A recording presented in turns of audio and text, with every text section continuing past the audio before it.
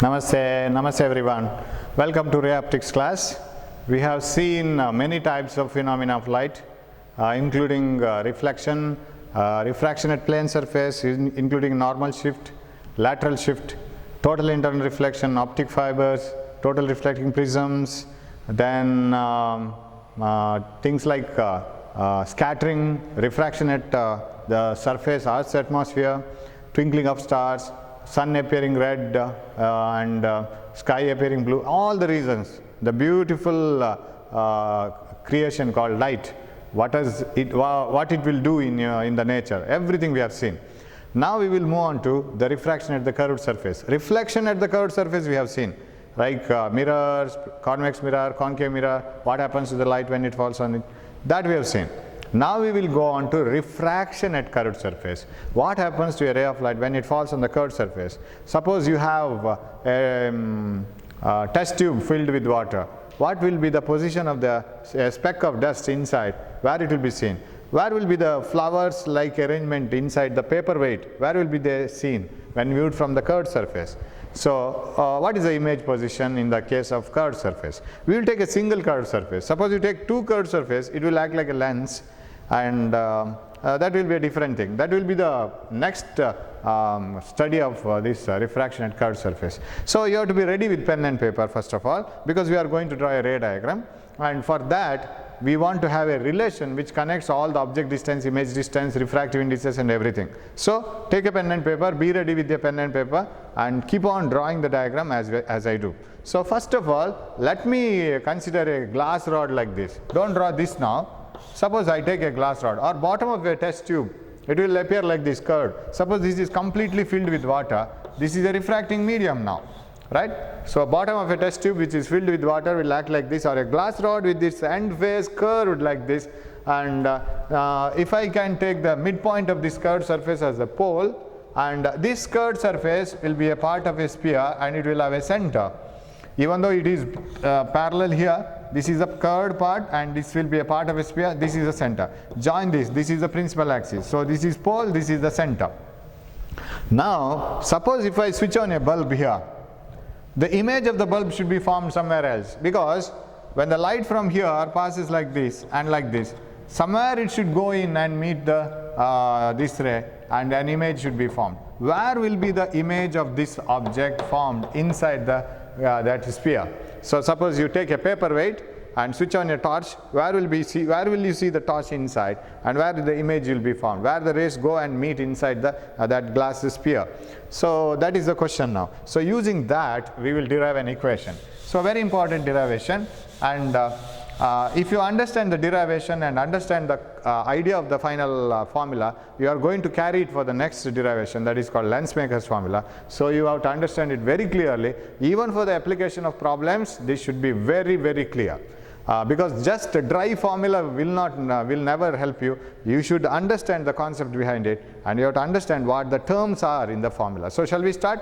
I hope you are ready with pen and paper. You take the pen and paper and be ready with it. And always we will follow the same method, same definitions.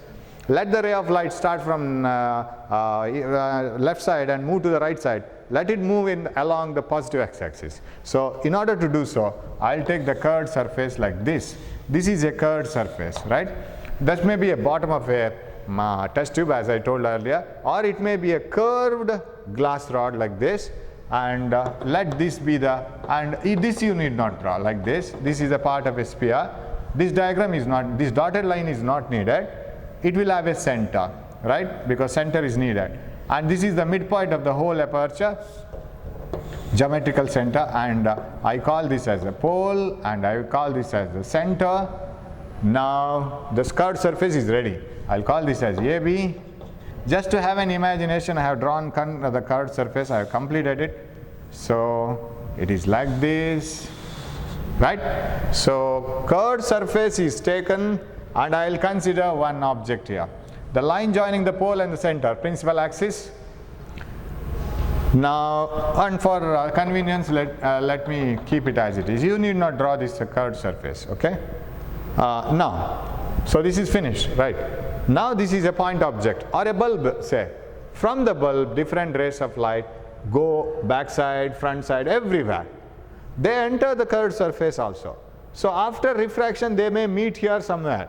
The image of this point source of light or a bulb will be formed inside. Where is it? That is my question. Okay, now for the time being I'll take that this is immersed in some liquid, say this is having a refractive index N1. Suppose this is kept in this glass rod or a test tube is kept in air, of course N1 becomes 1. And the absolute refractive index of this medium, say this is N2. It is made up of glass or water, whatever it is. Okay, now if you take two rays of light coming from the point source or object, one ray I will consider like this, one ray of light moving along the principal axis, it passes undeviated. Why, sir? This ray of light is incident normally on this surface. Sir, how do you say that it is incident normally on that surface? Very easy to say. What do you mean by incidence normal? Normal incidence. Ray of light should go along the normal. When the ray of light is incident on the surface like this, if you want to find out the angle of incidence, all your definitions go as it is, there is no change. Angle between the incident ray and the normal. Where you have to draw the normal? Normal drawn at the point of incidence to the surface like this. How do you draw a normal to the a sphere? You draw a line such that it passes through the center. This is not a normal, so I have to draw the normal like this. This is a normal. How to draw a normal here to the surface? Is this a normal? No, it doesn't pass through the surface. Center. This passes through the center. This is for this one, this is the normal. So if I want to find out angle of incidence and refraction here, I have to draw a normal like this. That means this ray is incident along the normal. Angle of incidence is 0. Angle of refraction is 0. It passes undeviated and moves through the center. Now did you come to know that it is a ray passing through the center, and that's why it passes undeviated. So it should pass through. Take another ray of light. I will take one more ray of light coming from the same object. Let it be incident like this at some angle. Let another ray of light be incident at some angle like this. Now what should happen to this ray? Now it is moving from one medium to another, a medium of say lesser refractive index to a medium of higher refractive index. Let us assume like this. Say this is air and glass. Ray is moving from rarer to denser medium. Its speed decreases. In the optically rarer medium, its speed is more. In the optically denser medium, its speed is less. When its speed is decreasing, it should bend towards the normal. When a ray of light moves from rarer to denser medium, its bending is towards the normal. So if it bends towards the normal, what is the original direction? Original direction is like this. You know it, right? This is the original direction. If it has to bend towards the normal, we have to draw the normal at the point of incidence. Here. How to draw the normal at the point of incidence to this surface? Join this line to the center, right? You have to join this to the center. A line joining to the center will be the normal line at the point of incidence. So like this way. Does it look straight? No, I think. So I have to draw a line like this. Yes, this is the normal. So shall I draw this as normal? Of course, here normal is along the light itself. Here normal is a line which joins the point to the center. Okay, that is a normal line. Okay, now this is the incident ray and a second incident ray. There are many rays coming from the object because it is a point source of light. It is like a bulb. So this is one ray. Suppose there was no medium change, it would have moved straight. Now it should bend towards the normal. That means it bends like this and meets this color, this light, and this is the formation of image here. Here is the image I call it as image. So two rays of light coming from the object O. One ray moving along the principal axis, incident normally, moves without deviation and moves in. Another ray of light, incident at some angle, and if you want to know angle of incidence, draw a normal, a line passing through the center. After refraction, bends towards the normal and meets the principal axis at I. I is the image. Now if you want to write angle of incidence and angle of refraction, go along with your definition. Angle between incident ray and normal, angle of incidence, right? Angle between incident ray and normal. What about angle of refraction? Now you see how is the definition helping you? Incident ray normal, refracted ray and normal, like this. At this point normal is this one, angle of refraction. Now this original direction is not needed for me. Of course, if I want to measure the angle of deviation, this is needed. This is the angle of deviation from, this one. It is the original direction and final direction. But for the time being, it is not needed. So angle of incidence and angle of refraction we have written. Okay. Now I will drop a normal from here. And this I will take it as, okay, I will write this as m. This is n. I don't write pole, I write m and n, of course. Sir, where is m? Whether m is this one or this one? That is, both are m. Okay? This is m and this is also m. This is over this one. Actually, these two rays should be very, very close to each other. What do you mean by that? If you consider this as a curved surface and this is the principal axis, one ray along the principal axis passes undeviated, another ray incident very close to the principal axis like this one, so that all these angles are very, very small. So if the center is somewhere here, if you draw a normal, then this angle is very small, undergoes refraction, and instead of moving like this, bends towards the normal and meets the principal axis, and all the things. And angle of refraction is small. All these are called paradoxical rays, rays which are very close to the principal axis. In that case, if you draw a normal here, won't this point fall on the m itself? So m and n, this point are one and the same, if this ray is very close. But in the diagram I can't show it, because I have to draw so many things here, I have to mark so many things, so it becomes difficult. That is why I didn't mark them all. And I didn't take the ray of light very close to the principal axis, but it does mean that it is very close. All these angles are very, very small. So consider a refracting surface whose center is here. Consider an object from the surface at a distance u, object distance is this one. The ray of light is moving from left to right, that is positive x-axis. One ray of light incident along the normal, that is along the principal axis, passes undeviated. Another ray of light incident at some angle I. If you want to find out the angle of angle of incidence, draw a normal, that is a line joining to the center, that forms the I. After refraction, if this is the original direction, bends towards the normal and passes and meets the principal axis at I. Angle of refraction is the angle between refracted ray and the normal. Normal is again the same. This is the angle of refraction. And since the ray is this n is very close, and this is not different from this one, this line will be falling over this one when this ray is very close here. Okay, this is the diagram you have to draw. Refractive index of the outer medium is n1, inner medium is n2. n1 is smaller, n2 is greater, so a ray is moving from rarer to denser medium. Object distance is from object to the pole. Radius of curvature is from center to the pole, and image distance is from pole to the image. Okay, and now my job is to find out the relation between n1, n2, u, v and r. I have to connect all these things, the three things, 4 or 5 things. Refractive index of the medium outside, refractive index of the medium inside, object distance, image distance and r. Now you just be prepared with the sign conventions. Same sign conventions hold good here also. All the distances are measured from the pole, and distances measured along the direction of light are taken positive, opposite to the direction of light are taken negative. So if you take such sign convention, you will find that only this one is negative, u is negative. When you start from pole, you have to measure the object distance towards the left side, so it is negative. All the other things are positive. Radius positive, image distance positive. So positive, positive, sorry, this is positive, this is negative. That you can remember. Okay, now I have to connect all these things. Finally, what formula I should get, I'll write it now only.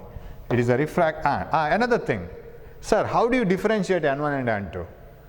It's the best way is, n1 is the refractive index of the medium where incident rays are present. This one. I'm not saying object is present. Incident rays are present. Medium where incident rays are present, its refractive index is N1. Medium where refracted rays are present, its refractive index is N2. So you should stick on to all these decisions so that it will not direct you in a wrong way in any of the problems. So if you are very confined with all these definitions and the way in which you understand, everything holds or goes in a nice way when you solve the problems, when you apply it in another derivation and all. Otherwise it will be a full confusion and it will mess up everything. So N1 is the refractive index of the medium where incident rays are present. N2 is the refractive index of the medium where refracted rays are present. Even in a new derivation, N1 and N2 are changed with the NO and NI, something like that. You shouldn't get confused. So N1 is the medium refractive index of the medium where incident rays are present, these two.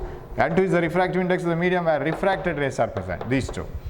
Okay, now the formula goes like this. Final answer: refractive index of the medium where incident rays are present minus object distance plus refractive index of the medium where refracted rays are present divided by image distance is equal to refractive index of the medium where refracted rays are present minus incident rays are present divided by radius of curvature.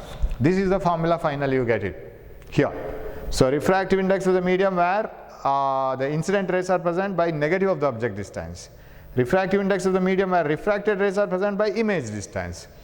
Then the image refracted rays present medium refractive index minus the refractive index of the medium where incident rays are present divided by radius of curvature, N2 minus N1 by R. See how this will be useful in the next derivation in the problems later. Simply if you buy out the formula in the problem and in another situation N1 and N2 may be interchanged, so it shouldn't divert your idea. So it should be very firm. Okay. So how to get this? How to get this equation? What you can do is you can take, of course, it looks like he say here, one Snell's law, you know, N1 sin I is equal to N2 sin R. Snell's law is obeyed in all refractions, whether it is curved one, plane surface, prism, whatever it is. Refraction formula holds good everywhere. That is Snell's law. N1 sin I is equal to N2 sin R. R is here. Refracted ray and normal. Normal is one which passes through center.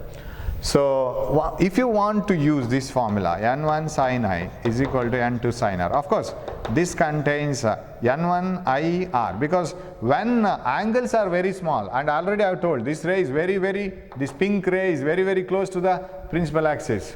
If it is very close, then I and R, everything will be very small.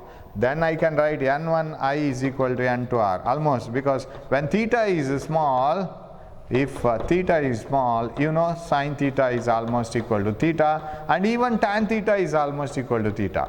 Sin theta and tan theta are very close to each other. For example, sin 0, 0, tan 0 is also 0. So when they start the 100-meter race, sin theta and cos theta were together in the beginning. As the angle increases, tan theta overtakes, because tan theta has to reach infinity when it comes to 90, whereas sin theta has to reach only 1. So sin theta and tan theta are almost equal to theta when theta is very small. Okay, these conditions you must know. So if you are going to use this formula finally, then you should have I and R, because this final answer is not in this form. There is N1, there is N2, there is U and V, but we have I and R. So convert these angles into U and V. That is your job. So you must have the idea how to derive the relation. Otherwise what happens is in between you will be stuck and you will forget what to do. What is the next step? I don't remember it. So you must know why this final formula is got and what is the way in which you have to go in order to approach this. That's why I put all these things in between. Now we will start the derivation. Okay? We will start it. Finally you should get this one. Okay. I have to connect I and R, because if we have N1 sin I is equal to N2 sin R, when I and R are very small, N1 I equal to N2 R, because sin I is almost equal to I, sin R is almost equal to R. N1 I is equal to N2 R. Now replace this I and R with U, V, radius and all. How to replace? We will take, even tan theta is almost equal to theta, we know it when theta is very small. So we will start, I think I can write it here, no problem. Okay, we will write it here. start taking, I want both, you have to look into both diagram as well as derivation, both. You can't leave one. So now we will take this. Can you see this angle I? Angle I is the exterior angle of the triangle, that is NOC. In this triangle NOC, this is the exterior angle. Can you see that? What are the interior opposite angles? While selecting interior opposite angles, you must be very careful. You shouldn't select the interior opposite angles as you like, because you see, which angle is the exterior angle? This one. But this angle is made from this triangle, right? This one and this one, not from this triangle. It is a different line, it is a refracted ray. This normal is going like this triangle. So in the triangle NOC, I is the exterior angle and these two are the interior opposite angle. Do you agree that? Right? It is not this one, because the triangle shouldn't go like this and like this. It should go like this, because this is the exterior angle. So in the triangle NOC, we will write in triangle NOC, right?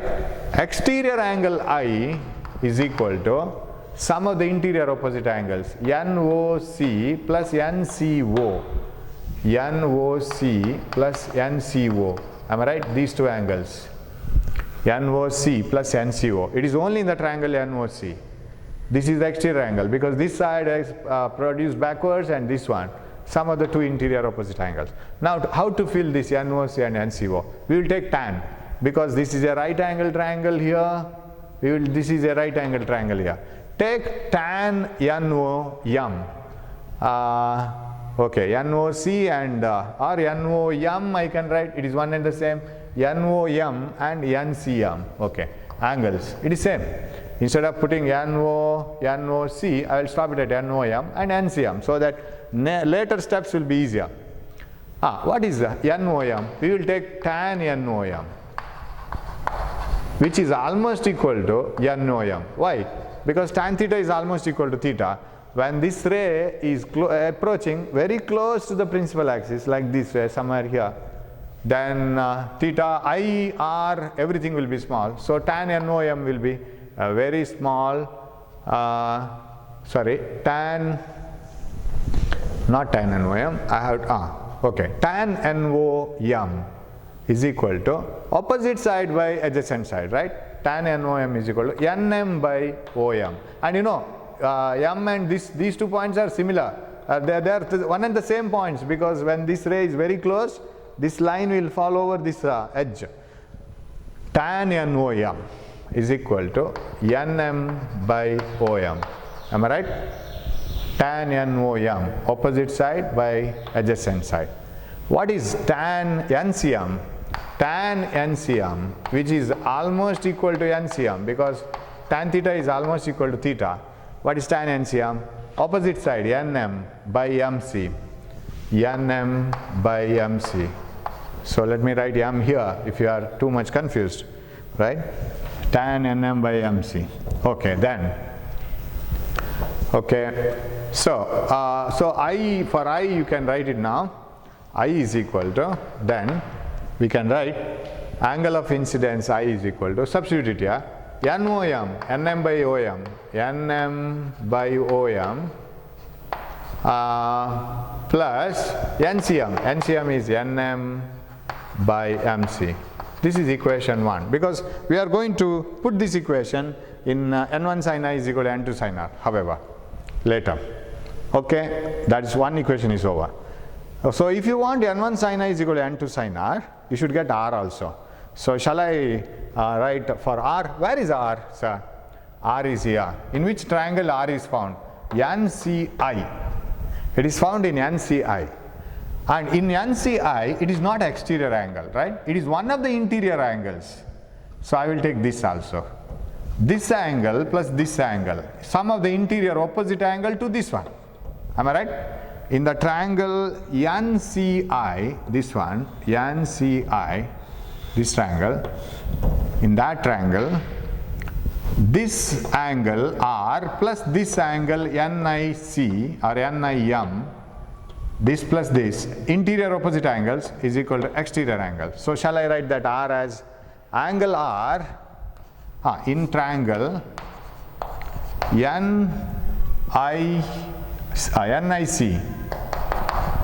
NIC interior angle R plus interior angle NIC must be equal to exterior angle NCM.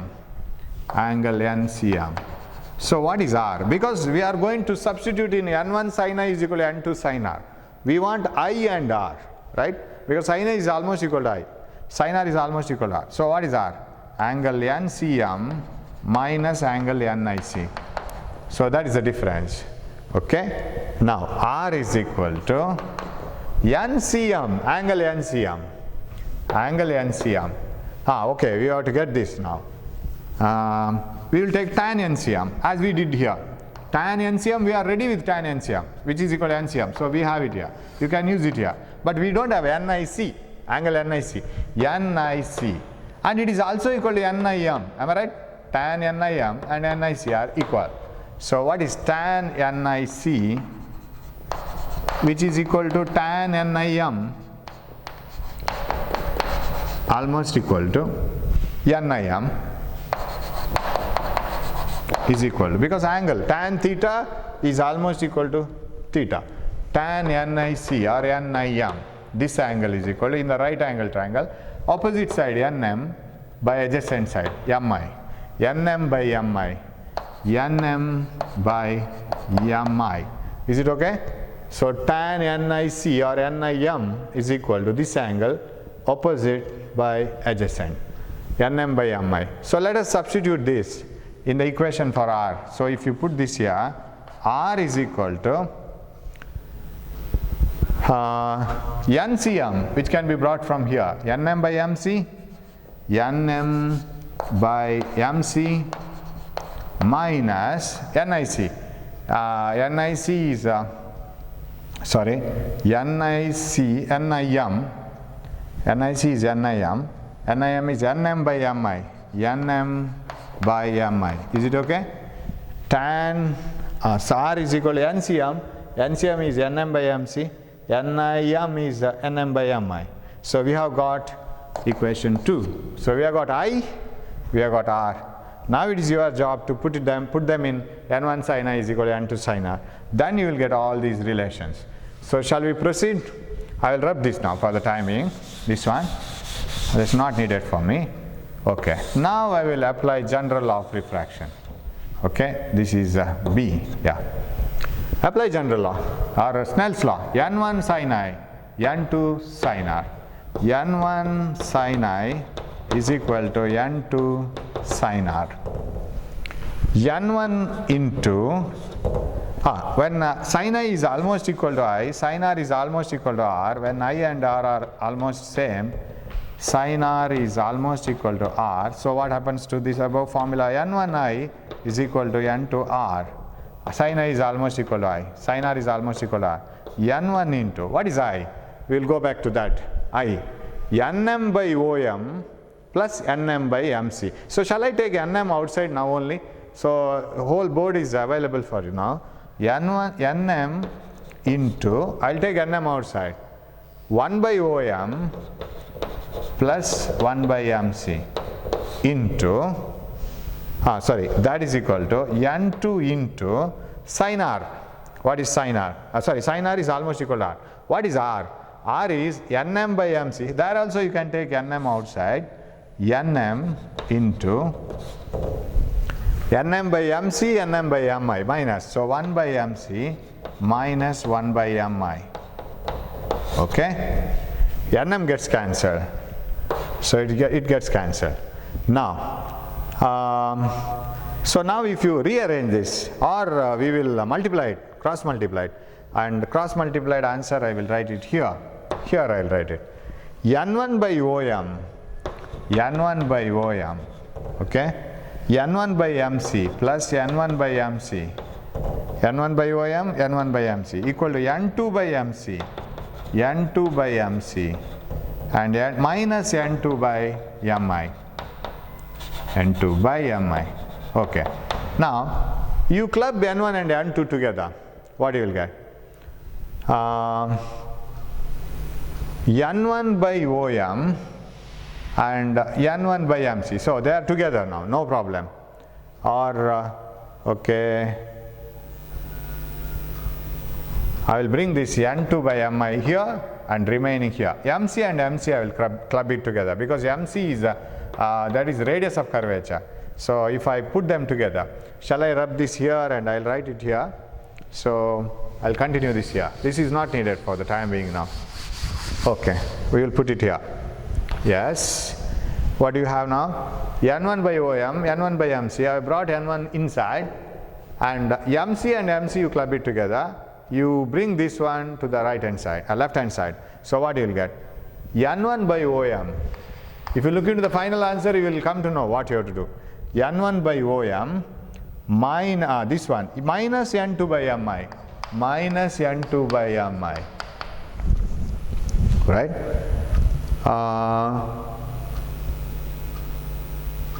No, this is plus, right? This is minus. By the time it reaches here, it will be plus. N1 by OM plus N2 by Mi is equal to, this is plus. What about here? N2 by MC minus, this becomes minus N1 by MC, right? Now you substitute the values.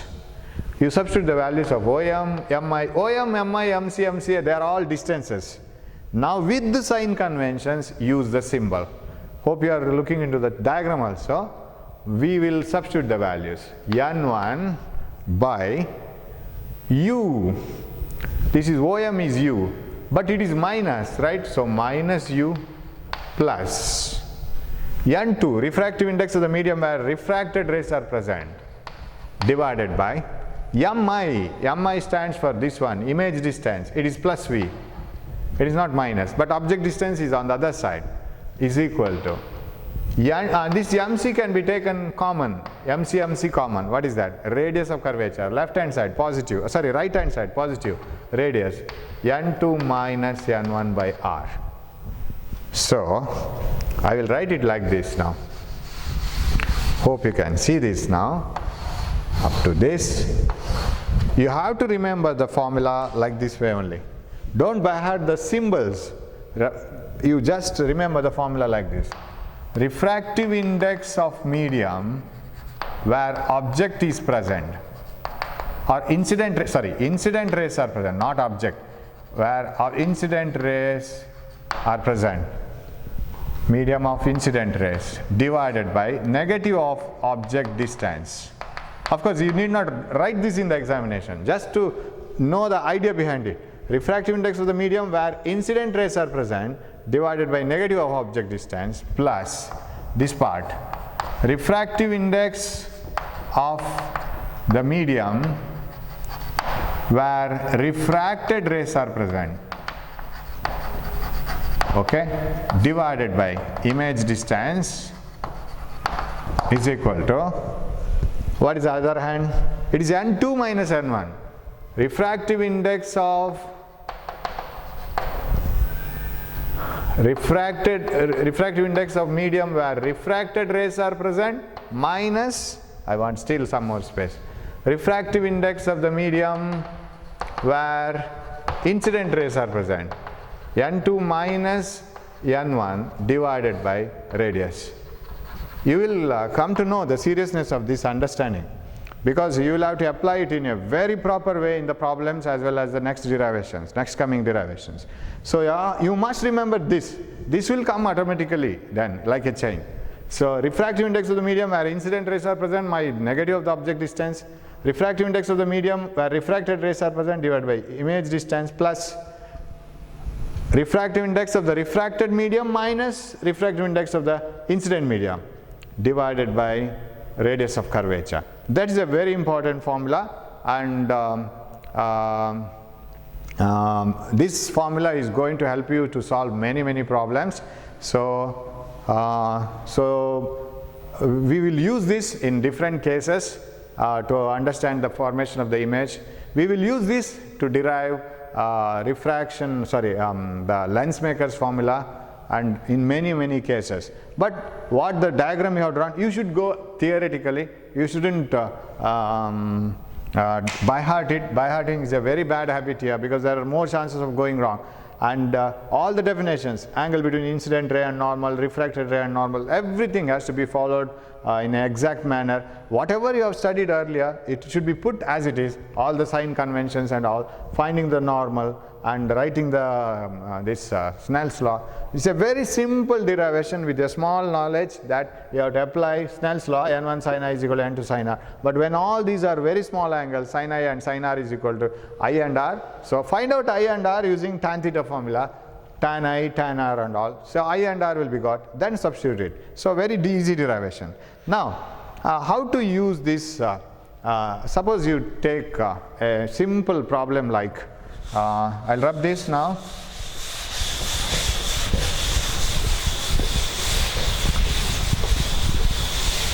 Suppose you are asked to find out, suppose I have a sphere like this. I will explain it now for the timing, or like this. Suppose you have a glass rod. You have an object here at a distance of say 5 centimeters, and the glass rod is of radius of curvature, say r is equal to say some say 10 centimeters. Where will be the image formed? That is the question. So an object, point object, is kept at a distance of 5 centimeters from the curved surface of radius of curvature 10 centimeter and refractive index 1.5. This is r, so refractive index is 1. Where is the position of the image? So r is given, u is given, refractive indices both are given. What is the form? Where is the image formed? So how is the formula? Formula is like this: refractive index of the medium where incident rays are present, negative of the object distance, plus refractive index of the medium where refracted rays are present by image distance. Refracted rays are present, incident rays are present by radius. That's what you have to do. So this is how it goes. n1 by minus u. What is n1? The medium where incident rays are present, 1. Minus u again it is minus u. You have to substitute, because this formula, once it is derived with sign conventions, but this is derived for this convex spherical surface. In another problem or another situation, the spherical surface may be like this, or spherical surface may be in different way. In that case, can you apply the same formula? Yes, possible. Even though this formula is derived for this type of spherical surface, this formula is suitable for any spherical surface, because apply the sign convention once again, then it is applicable for any type of surface. So you need not restrict only for this condition, it can be applied to anything. So even for this condition, apply the sign conventions once again, you will get the correct result then. So what we will do, this is object distance, this is minus in the formula itself.